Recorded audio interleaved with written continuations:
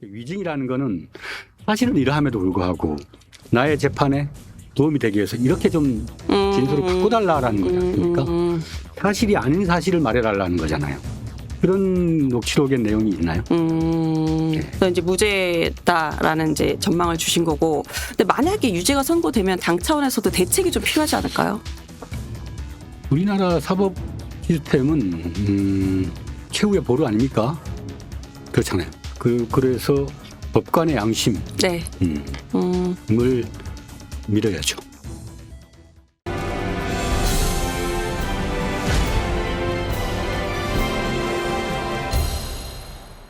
이재명 대표 불국의 예방 얘기를 했으니까 이재명 대표 이제 민주당 얘기를 좀 해보려고 해요. 이기 체제. 이재명 대표 아까 말씀하신 7개 사건 이제 저기가 있다고 했는데 지금 특히 4개 사건 재판 중인데 이제 공직선거법 위반이랑 위증교사 혐의는 이제 1심이 10월 중에 나올 걸로 보여요. 일단 판결은 어떻게 전망을 하세요? 너무 답정너의 질문을 제가 드렸네요. 의원님한테 드리는 그냥 질문인데. 개인적인 네. 얘기를 드리자면 네. 공직선거법은 네. 특정인 누구를 아느냐 모르느냐 그것도 이제 무엇을 공표의 방식으로 한 게 아니라 네. 질의응답 과정에서 그렇죠. 예, 뭐 그걸 티키타카라 그러나요? 그 과정에서 모른다고 얘기한 네. 것이 일단은 적극적 자기 성명이나 주장 방식으로 피력한 것이 아니라 단순한 인지와 기억에 대한 영역이기 때문에 사람의 기억을 갖고 처벌할 수 있나요? 예. 뭐 제가 기자님도 예전에 잘 알았지만 네네. 오늘 딱 보니까 순간 잘 기억이 안 나네 이럴 수도 있는 거 아닙니까? 그렇죠. 뭐 헤어스타일이 바뀌었거나. 아 맞아, 헤어스타일 바뀌어가지고. 네. 같이 이제 저도 지자체장을 하면은 행사장이나 연수 네. 공무원들 뭐 MT 가고 했을 때 네. 주로 하는 일이 사진 찍는 일입니다. 그리고 그리고 특히 정치인은 네. 사진 찍는 게 다반사죠. 네, 뭐 일상이죠. 바닷가에 가서 같이 불놀이도 하고 뭐 기차놀이도 하고 막 뛰어놀죠. 사진 찍혀서 제 옆에 누군가가 사진 찍혔습니다. 예. 뭐 그 당시에는 뭐 국장, 과장 얼굴 알지만은 또 어떤 때는 저 이름이 뭐더라?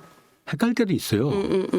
모르는 경우도 있고. 근데 그걸 모른다고 해서 그걸 처벌할 수 있는가? 근데 다만 일회성이 아니라서 문제 제기를 하는 거. 일회성이 아니라고요? 네네. 그러니까 한 번에 그게 아니다. 네. 예. 그러니까 그거는 다분히 이제 특정한 토론 현장에서 네, 아주 일시적으로 인지적인 그 이야기를 네. 한 거고 대놓고 어떤 허위 사실을 네, 선거에 당선될 목적으로 작정하고. 예, 선거법상 또 판례에도 네.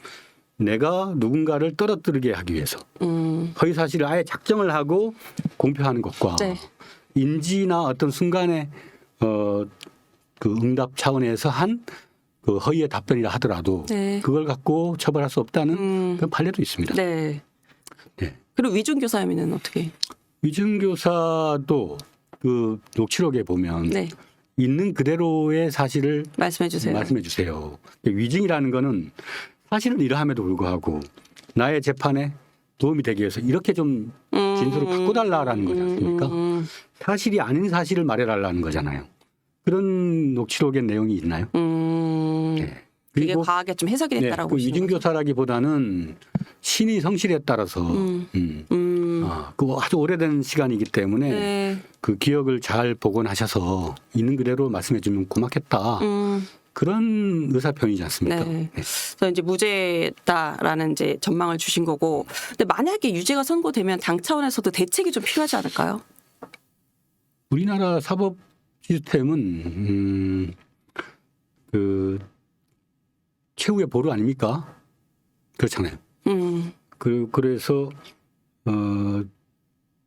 법관의 양심을 네. 믿어야죠. 법관의 양심을 믿는다. 알겠습니다. 그 1심 선고에 따라서 이 얘기 나와요. 그 소위 말해 이제 비명계, 이른바 이제 요새는 이분들 신삼김이라고 부르시더라고요. 그 김동연 경기지사, 김부겸 전 총리, 그다음 김경수 전 경남지사. 이분들 역할이 좀 커질 수도 있다. 만약에 1심에서 이재명 대표가 유죄가 나오면. 네, 의원님도 그렇게 전망을 좀 하세요.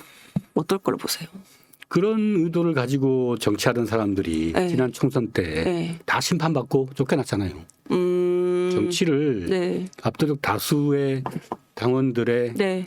의지가 모아져서 네. 네. 당 대표가 되어 있고 음.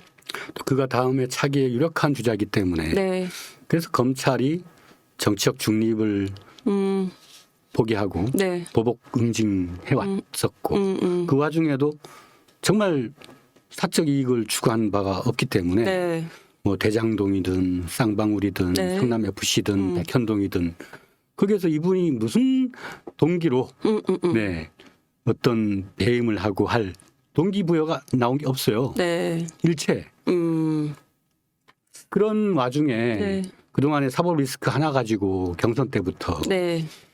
한 방이면 끝난다라고 공당의 후보를 범죄의 프레임에 가두려고 했던 시도는 다 실패했어요. 네.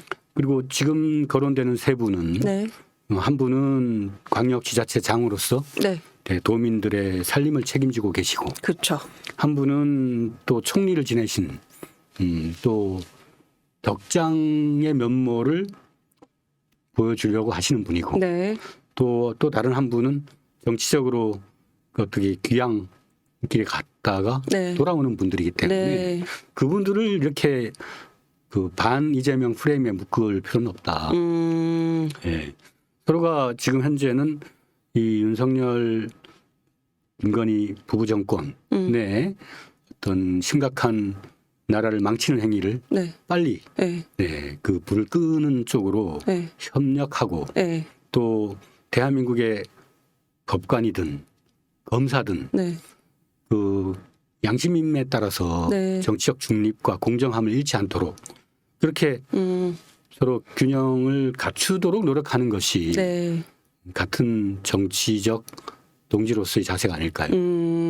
저 지금 말씀하시면서 딱 귀에 꽂혔던 게 윤석열 정권이 아니라 윤석열 김건희 부부 정권인가요? 의원님 제가 머릿속에는 지금 선거 시절에 공보물에 네. 그렇게 표현했습니다. 아 은평에서 선거 총선 하실 때요. 네. 어쨌든 그래서 지금 이른바 이 신삼김 김동연 경기지사, 김부겸 전 총리, 김경수 전 경남지사는 민주당의 자산으로 다 같이 그냥 함께 윤석열 정부나 뭐 국민의힘과 경쟁하기 위한 한 팀으로 가야 된다. 뭐 이런 취지로 이해를 하면 네, 될까요? 뭐 저는 할 말은 많이 있습니다. 네. 우리 김동연 지사의 경우 네. 아까 얘기한 것처럼 도민들의 살림살이를 책임지고 있잖아요. 네. 그리고 민주당의 도지사시기 때문에 네. 가급적이면은 민주당의 그 경제 정책들을 네. 도에서 좀 좋은 사례들을 만들어내고 네. 그래야 되는데 이번에 뭐 25만 원 네, 25만 원 그런 그거 문제와 관련해서는 반대 입장 내셨더라고요. 네, 뭐 본인이 기재부 장관 출신이라 네. 민주당 정체성보다는 네. 기재부 정체성을 갖고 있나 하는 그런 의구심 그런 걸 왜 가질까요? 네, 지역 화폐 방식의 소멸성 그 소비 쿠폰 아닙니까? 네. 네, 결국은 그 소비 쿠폰은 소비자의 그 소비로서 끝나는 것이 아니고 소상공인, 네. 자영업자에게 귀결되잖아요. 근데 그 효과가 2020년 4인 가족 기준 100만 원 소멸성 지역 네. 화폐 그게 그 코로나의 불경기에 가뭄의 단비가 됐었어요. 네, 그런 엄연한 통계와 데이터를 가지고 좀 과학적으로 바라보면 좋겠다. 민주당은 그 실험적 혁신 정책으로서 지역 화폐 정책을 충분히 실험해봤고 네. 그 효능감을 느껴봤기 때문에 그걸 하는 것이고 그다음에 선별 지원 방식도 네. 수용할 수 있다라고 또 지난번에 민생회복 지원 법안에 명시를 해놨어요. 네, 이재명 대표가. 네. 그러면 거기에 같이 힘을 보태는 것이 도리다. 한 목소리로 좀 가는 게. 네. 근데 그 얘기 하시더라고. 지금 말씀드리면서 잠깐 얼핏 생각이 났는데 그 이철희 전 청와대 정무수석이 그 말씀을 하시더라고요. 민주당의 그 유일한 수도권의 이제 광역 자치단체장인데 김동연 지사가 민주당에서 너무 룸을 열어주지 않는다. 역할을 좀 함께 하고 함께 논의하고 뭐 이럴 만한 룸을 좀 너무 안 열어주는 것 같다. 이런 지적도 좀 하시던데 여기에는 어떻게 동의하세요? 광역 단체장은 네. 행정가이지만 또 정치인입니다. 네.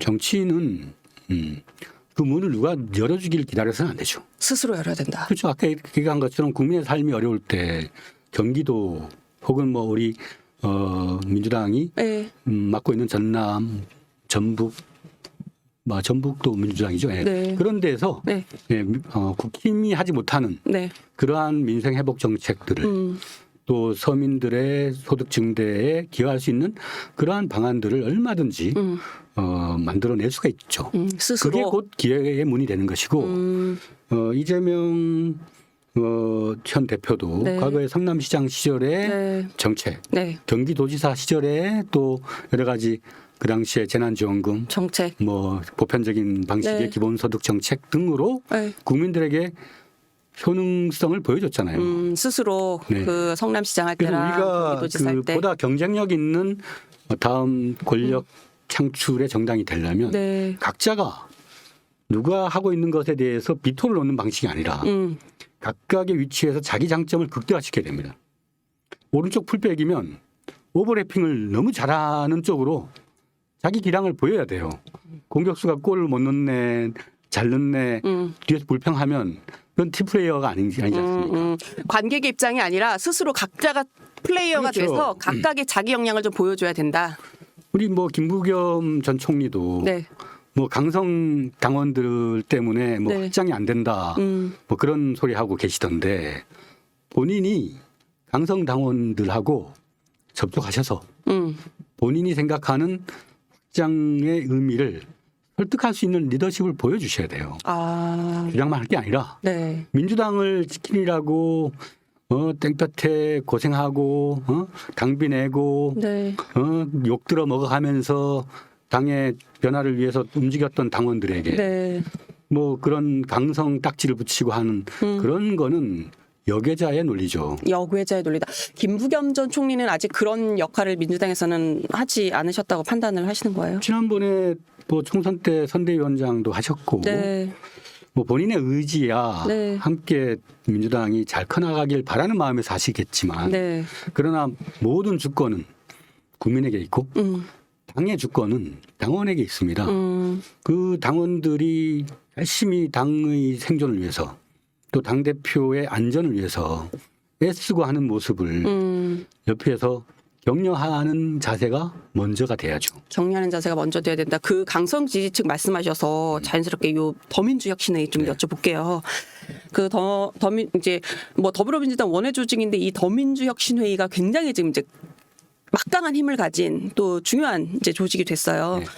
지금 중추적인 역할을 하시고 계시잖아요. 그래서 실제로 근데 이제 여기가 강성 지지층이 대부분이다라는 이미지가 되게 강하고 그래서 말씀하신 대로 뭐 김부겸 전 총리도 그랬고 그다음 이번에 이제 그 전대 과정에서는 김두관 전 의원은 하나회 같다라는 거친 발언도 좀 했었고 뭐 문재인 전 대통령도 너무 거칠다 혁신회의가라는 말씀을 하셨어요. 여기에 대해서 조금 항변? 네. 을 하신다면 실제로 어떤 네. 모임이에요? 이거 문재인 얘기 좀 해주세요. 대통령께서 거칠다라고 표현한 사실은 없습니다. 대통령님께서는 보다 태도가 좀 더 유연하고 그 상대방을 자극하지 않는 그런 방식이면 좋겠다. 아 거칠다란 직접적인 워딩은 안 쓰셨다. 그런 예. 아마 뉘앙스로 네. 말씀하셨을 테고 그건 다 이제 당이 잘 되길 바라는 네. 마음에서 하셨을 거라고 보고요. 예. 솔직히 강성이라는 거 네. 지금 국민들의 민도가 강하지 않습니까? 그 국민들의 어떤 삶의 여건, 정권에 대한 불만, 미래에 대한 불확실 이게 그냥 순순히 부드럽게 이 세상을 살 수 있는 상황인가요? 민심이 강하기 때문에 그 정당의 네. 당원들도 강한 의견을 피력했던 거고 특히나 당원들의 대리인이었던 국회의원들이 네.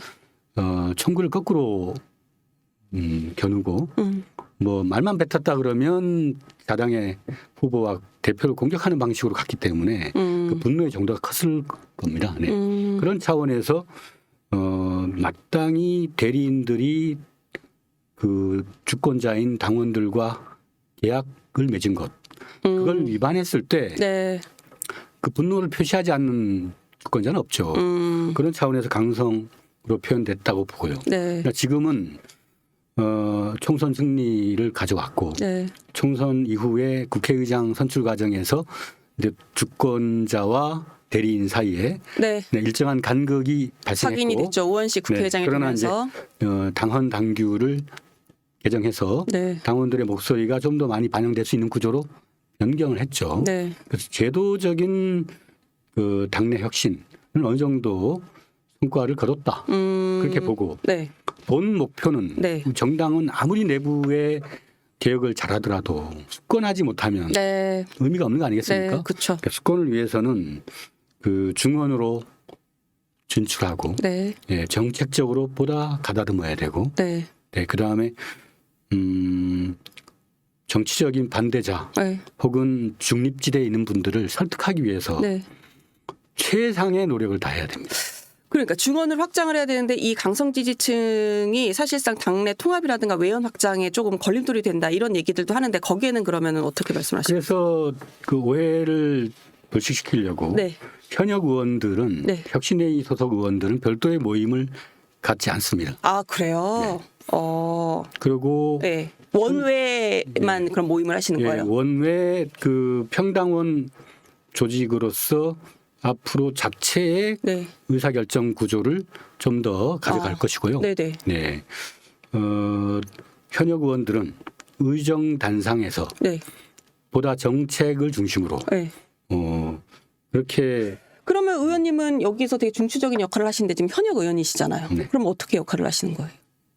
저는 이제 상임대표를 관뒀고요. 네, 네. 네, 그들의 의사결정을 믿고 맡기고 있고요. 그러니까 상임대표를 관둬도 이 관계를 딱 하는 건 아닌데 이제 그래도 그쪽에 그 네. 전체적인 주도권을 놓고 의원님은 이제 이 원 내에서 활동에 좀 집중을 하신다 이렇게 네, 이해를 합니까? 네.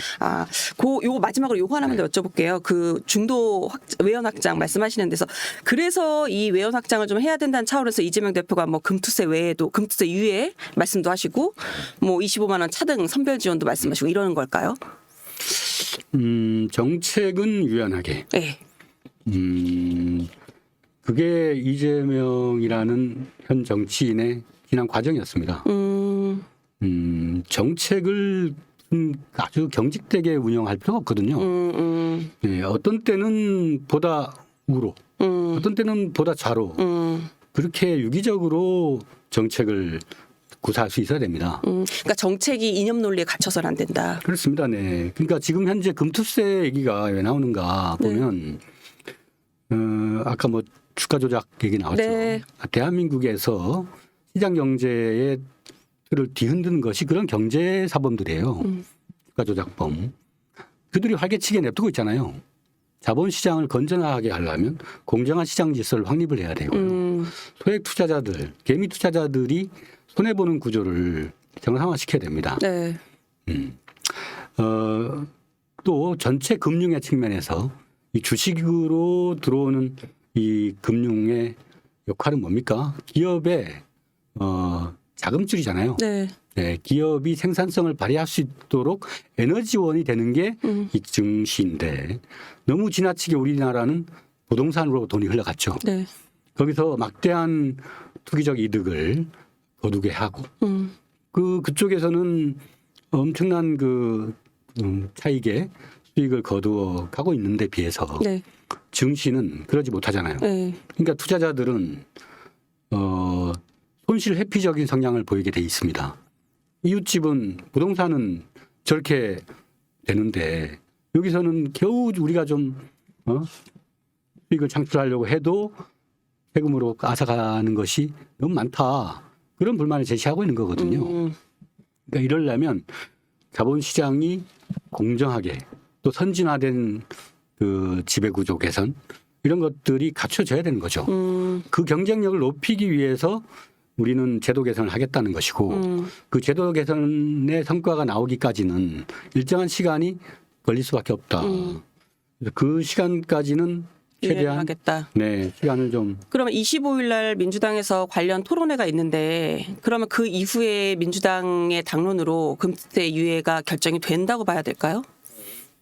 그 디베이트가 아마 24일 24일. 4일인가 그럴 예, 겁니다. 24, 25 제가 좀 헷갈렸을 예, 수도 예, 있는데 저도, 그럼 예, 그때가 결정이 나면 한쪽으로 뭐 가령 유예든 아니든 그럼 그게 당론으로 결정이 그날 난다고 봐야 할까요? 어느 정도 그 팩트를 여러 가지 확인하고 네. 그러니까 금투세를 하자는 쪽과 하지 말자는 쪽이 각각 내세우고 있는 팩트들이 있지 않습니까? 네. 그 팩트들을 서로 간에 정확하게 확인하고 네. 지금은 금투세는 인식의 문제다. 네. 그러니까 개미 투자자들이 자기들만 손해 보고 있다라고 하는 네. 그 인식의 문제를 팩트로 설득할 수 있느냐? 그렇긴 쉽지 않을 것이다. 그래서 일정하게 왜 이렇게 우리 한국의 증시가 코리아 디스카운트가 있는가? 그 문제를 집중적으로 바라보면서 개선안을 만드는 것이 입법의 역할이다. 네, 그런 쪽으로 분위기를 최대한 모아가지 않을까. 네, 그래서 당장 시행한다고 해서 네. 자본시장이 나아집니까? 또 당장 안 한다고 해서 뭐 갑자기 무슨 일이 생기겠습니까? 중요한 거는 법안을 만들고 네. 또 우리의 자체 시장에서의 경쟁력을 높이는 네. 그런 노력들이 필요하다는 것. 그거는 시행론자나 유예론자나 다 같이 하는 그렇죠. 합의하는 부분이거든요. 네. 근데 경쟁력을 높이기 위한 노력은 하루아침에 되지는 않습니다. 아, 그렇죠. 네, 그렇기 때문에 유예라고 하는 것이 불가피할 수도 있겠다. 그럼 이게 지금 이제 어쨌든 이 금투세 유예냐 아니냐 이거 가지고 민주당 내에서도 뭐 이재명 대표는 유예 얘기를 했고 그다음 진성준 정책위의장은 또 반대를 하고 뭐 이러면서 입장이 좀 나뉘기도 했는데 이게 9월 아니면 10월 안에 이 민주당의 당론으로 결정이 된다고 봐야 될까요? 네, 아마 너무 길게 가지는 않을 겁니다. 9월 안에 결정이 날 수도 있을까요? 9월은 너무 좀 9월, 10월 9월, 10월 안에 결정이 난다. 네네네. 방향은 아마 이번 그 디베이트 24일 과정에서 토론에서 결정이 날 걸로 큰 방향은 아마 잡을 수 있을 겁니다. 아, 네. 저희 나는 정치이다 마지막 공식 질문이에요. 김우영 의원님에게 정치란 무엇일까요? 정치란 네. 참 오묘한 영역 같습니다. 네. 어떤 점에서? 저는 네, 28살부터 국회 비서로 와서 지금까지 뭐 보좌관, 지자체장, 뭐 청와대 비서관을 해보지만 네, 국민의 삶을 책임지는 영역이잖아요. 근데 너무도 사회가 복잡하고 불확실하고 해서 과거의 기준이 지금의 문제를 해결해 주진 않는다. 정치는 문제 해결의 하나의 도구가 돼야 한다고 생각하는데 끝없이 그 문제 해결을 위해서는 나이를 먹든 어쨌든 간에 자꾸 호기심을 가지고 탐험해야 할 미지의 영역과 비슷한 것 같습니다. 네, 그 김우영 의원님께서 생각하시는 정치는 이 문제 해결의 도구다라고 말씀을 주셨는데, 이게 진짜 국민들이 이제 접하는 다양한 이 문제들이 많은데, 거기서 되게 의미 있는 말씀이신 것 같아요. 그래서 지금 올해도 그렇고 의원님이 22대 국회에서 국민들이 가지고 있는 여러 문제 뭐 정말 한두 개라도 의원님의 정치로 풀어내 주셨으면 하는 바람을 지금 좀 전달해 보고요. 오늘 긴 시간 말씀 감사했고, 예, 지금까지 김우영 더불어민주당 의원님이셨습니다. 감사합니다.